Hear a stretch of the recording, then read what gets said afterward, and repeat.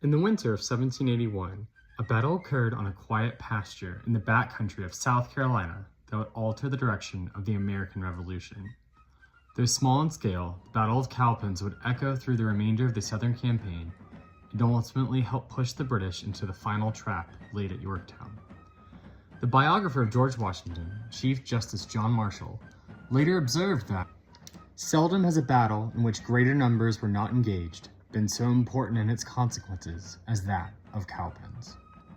His words serve as a reminder that, in war, decisive moments are not always measured by the size of armies, but by the weight of their aftermath. To understand why the Battle of Cowpens was such a pivotal moment in the American Revolution, we've got to take a step back and look at the overall war that was going on in the South.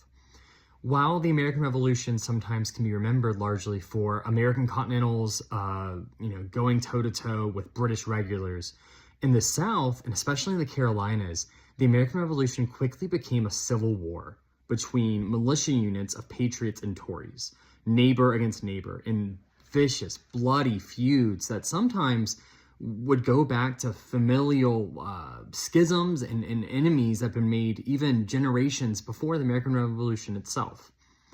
Churches were divided, settlements were fractured, and families found themselves split by allegiance. Along the western frontier, the Cherokee were drawn into the fighting, with many in the Carolinas seeing action against the Native Americans rather than the British regulars. The war in the South was a personal, intimate, and often very bitter affair. After the fall of Charleston initially in the early years of the American Revolution, the British largely focused in the north, trying to stamp out Washington.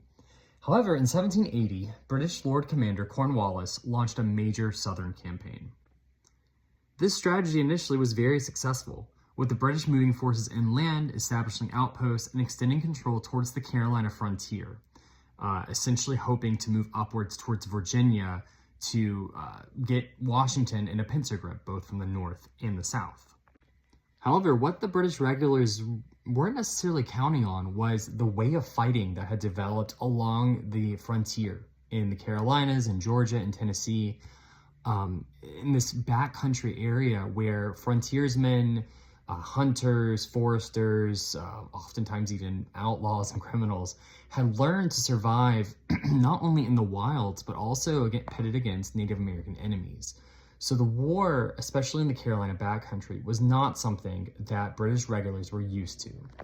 American militia units quickly realized they weren't going to be able to go toe-to-toe in line against the British. And so they began to use light infantry and dragoons, men who could move very, very, very quickly on horseback, dismount, attack supply trains, attack encampments, attack supply depots, and then retreat. Military leaders such as Francis Marion, Andrew Pickens, and Thomas Sumter would all use their own flying militias in successful, vicious attacks on Loyalist forces throughout South Carolina. One of these such militia units was the Spartan Regiment that came from the area known today as Spartanburg, South Carolina, where I am from. In order to quell these militia, the British sent in to the Americans a notorious figure, Lieutenant Colonel Bannister Tarleton. Tarleton led a legion of loyalists known for aggressive pursuit, rapid action, and sometimes ruthless measures, depending on who you asked. He would make these very, very rapid attacks that would leave the militias reeling, but they also learned from him. They not only learned his tactics, but also his personality, and that was all going to come to a head at the Battle of Cowpens. However, before the Battle of Cowpens even occurred, another momentous battle had happened only a few months prior at the Battle of Kings Mountain in North Carolina. At that battle, the Over-Mountain men coming from the Carolinas, Georgia, and Tennessee had ambushed Major Patrick Ferguson, who led another unit of Loyalist militia, and essentially wiped them off the map. The British militia there were unable to really reform. Many of them were injured or killed, and Patrick Ferguson himself was shot, I believe, 17 times from his horse. Into this shifting landscape stepped Daniel Morgan, one of the most impressive battlefield minds of the American Revolution. Cowpens will go on to be called Morgan's masterpiece.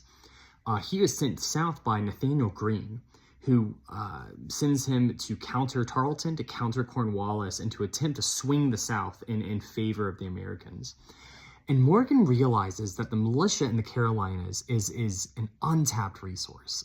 He knows they can't stand line to line against the British regulars. They shouldn't be expected to, fire volley after volley and withstand volley after volley, nor be expected to close ranks against British bayonets. However, what he does understand, and what he had seen under Nathaniel Greene, was that these militia, armed with rifles or fowling pieces, things like that, could not only fight well in the right terrain or right circumstances, but were very willing to do so. Whereas the British saw the American militia as cowards, as men who would likely run away at the first sign of a real combat, Morgan realized that these men were willing to fight, but weren't just going to throw their lives away without a very, very clear plan. And that is what he devised at Cowpens. What had been born in the Carolina backcountry, had been refined at Kings Mountain, was finally seen as perfected at Cowpens, in the sense that this European style of fighting that the British often tried to train their loyalist militia in, met this uniquely American style of fighting. It all happened at Cowpens. Tarleton believed he was pursuing a beaten, demoralized opponent. Morgan instead had carefully positioned his troops on ground of his choosing. He knew Tarleton expected the militia to flee. He knew that was often what militia had done, even recently at the Battle of Camden. But instead of putting the militia in the back, instead of putting them at a place that they could withdraw quickly, he puts them very carefully in the front.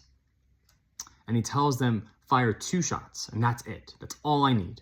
2 shots, and you can go home and tell all of your loved ones that you fought bravely. You can tell the pretty girls that you stood your ground at the Cowpens, but then to withdraw in good order. Behind them stood the Continental regulars that Morgan had brought down from the north. Soldiers who had that discipline, had that military training, were now veterans of multiple encounters. And so the trap was laid, and Tarleton fell for it very, very quickly. And what resulted was a double envelopment, a rare occurrence in 18th century warfare, and one that is still studied today. The Continental regulars held up against the British line that charged in, not realizing what they were walking into. Morgan's light cavalry were able to combat Tarleton's dragoons, and the Continental militia, again, including the Spartan regiment, rallied and fought again. They came back and continued to fire and pour on lead onto the British regulars until eventually they retreated. Therefore, Cowpens became not just a battlefield victory, but a morale victory, an emotional victory. It demonstrated the enduring power of the militia and citizen soldiers that would cement itself in American military history. In the Carolinas especially, militia units were closely tied to local communities. Neighbors were serving under neighbors. Companies were raised from frontier districts and towns.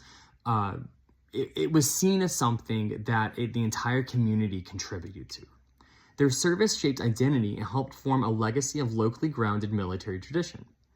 Cowpens is a reminder that the vast history of the American military force wasn't built solely on national armies or federal armies, but instead by men whose families lived within sight of the ground they defended. Today, Cowpens National Battlefield preserves the landscape in a way that encourages visitors not to observe from a distance, but to walk at the ground themselves. Rather than separating the public from the site, the battlefield feels open, accessible, and connected to the world around it. Visitors can walk the same open pastures, see the ridgelines that shaped the battle, and sense the space that gave Morgan the advantage, all while taking a leisurely stroll. The town of Cowpens itself commemorates the battle with murals, markers, and memorials, many, many things that the second you walk into this area, you realize that they are still honoring this battle even today. The battlefield is preserved today both physically and also in the memory of the community around it. The National Park Service maintains ranger-led battlefield walks, interpretive programs, and school field trips throughout the year. The walking trail, previously mentioned, crosses the ground where militia and regulars stood, allowing visitors to see exactly where the battle lines were, to read informational signage, and even to hold props and see replicas of the weapons used there. Digital public history also plays a significant role. Online oral history projects, such as those linked to South Carolina's Liberty Trail and StoryCorps, record the voices of modern citizens reflecting on the meaning of the Revolution in their state. These initiatives show how public history is expanding beyond museum walls and to include digital storytelling and community participation. Even to this day, a large statue of Daniel Morgan stands as the centerpiece of Spartanburg's downtown, in which a man who wasn't from here did so much to cement the future of this region that we still commemorate him today. So therefore, instead of having students only read about things happening in Boston or Philadelphia or Valley Forge or anything of those natures, students around South Carolina can visit the Battle of Cowpens and see just how pivotal their own state and their own community was to the future of the United States of America as a whole.